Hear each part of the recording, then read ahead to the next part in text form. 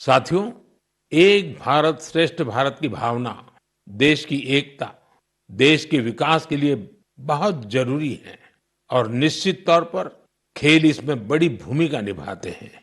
और इसलिए ही तो मैं कहता हूं, जो खेलता है वो खिलता है। हमारा देश भी जितनी टूर्नामेंट खेलेगा उतना खेलेगा। आप दोनों खिलाड़ियों को, आपके साथियों को मेरी बहुत बहुत शुभकामनाएं।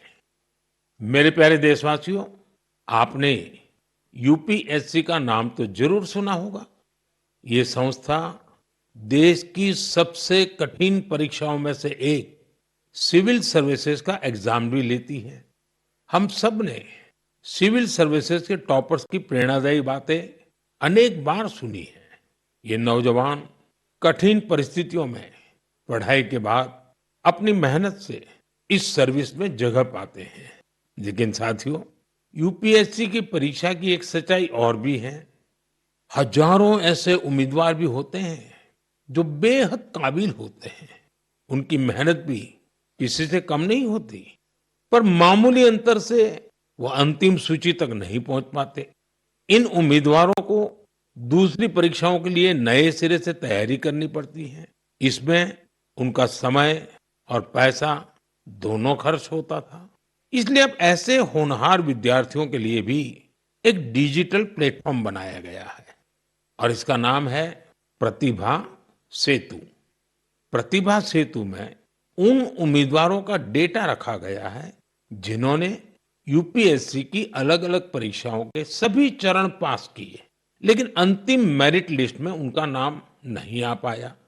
इस पोर्टल पर 10,000 से ज्यादा ऐसे होनहार युवाओं का डेटा बैंक मौजूद है।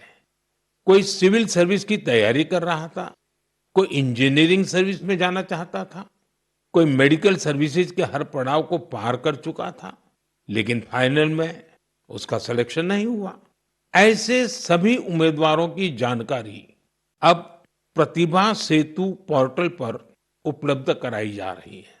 इस पोर्टल से प्राइवेट कंपनियों इन होनहार स्टूडेंट्स की जानकारी लेकर उन्हें अपने यहाँ नियुक्ति दे सकती है।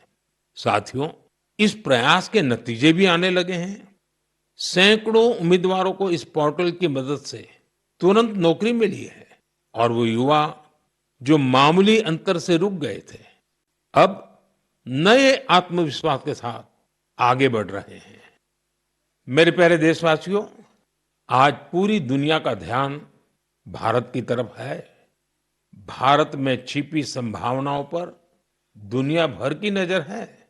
इसी से जुड़ा एक सुखद अनुभव मैं आपसे साझा करना चाहता हूं। आपको पता है कि आजकल पॉडकास्ट का बहुत फैशन है। विभिन्न विषयों से जुड़े पॉडकास्ट को भांति-भांति के लोग देखते और सुनते हैं। बीते दिनों मैं भी कुछ पॉडकास्ट में शामिल हुआ था। ऐसा ही एक पॉडकास्ट दुनिया के बहुत फेमस पॉडकास्टर लैक्स फ्रीडमैन के साथ हुआ था। उस पॉडकास्ट में बहुत सारी बातें हुई और दुनिया भर के लोगों ने उसे सुना भी। और जब पॉडकास्ट पर बात हो रही तो बातों बातों में ऐसे ही मैंने एक विषय उठाया था। जर्मनी के एक खिलाड़ी ने उस पॉडकास्ट को सुना और उसका ध्यान मैंने उसमें जो बात बताई थी उस पर केंद्रित हो गया। उन्होंने उस टॉपिक से इतना कनेक्ट किया कि पहले उन्होंने उस टॉपिक पर रिसर्च की और फिर जर्मनी में भारतीय दूतावास से संपर्क किया और उन्होंने चिट्ठी लिखकर बताया कि वो उस विषय को लेकर भारत से जुड़ना चाहते हैं। आप सोच रहे होंगे कि मोदी जी ने पॉडकास्ट में ऐसा कैसा विषय कह दिया जो जर्मनी के एक खिलाड़ी को प्रेरित कर गया। ये कौन सा विषय था? मैं आपको याद कराता हूं। मैंने पॉडकास्ट में बातों बातों में मध्य प्रदेश के शहडोल के फुटबॉल के क्रेज से जुड़ा एक गांव का वर्णन किया था। दरअसल 2 साल पहले मैं शहडोल गया था। वहां के फुटबॉल प्लेयर से मिला था। पॉडकास्ट के दौरान एक सवाल के उत्तर में मैंने शहडोल के फुटबॉल खिलाड़ियों का भी जिक्र किया था। यही बात जर्मनी के फुटबॉल खिलाड़ी और कोच डिटमार बायर्सडॉर्फर ने भी सुनी। शहडोल के युवा फुटबॉल खिलाड़ियों की लाइफ जर्नी ने उन्हें बहुत प्रभावित और प्रेरित किया। सही में किसी ने कल्पना भी नहीं की थी कि वहां के प्रतिभाशाली फुटबॉल खिलाड़ी दूसरे देशों का ध्यान अपनी ओर आकर्षित करेंगे। अब जर्मनी के इस कोच ने शहडोल के कुछ खिलाड़ियों को जर्मनी की एक एकेडमी में ट्रेनिंग देने की पेशकश की है। इसके बाद मध्य प्रदेश की सरकार ने भी उनसे संपर्क किया है। जल्द ही शहडोल के हमारे कुछ युवा साथी ट्रेनिंग कोर्स के लिए जर्मनी जाएंगे। मुझे यह देखकर भी बहुत आनंद आता है कि भारत में फुटबॉल की लोकप्रियता निरंतर बढ़ रही है।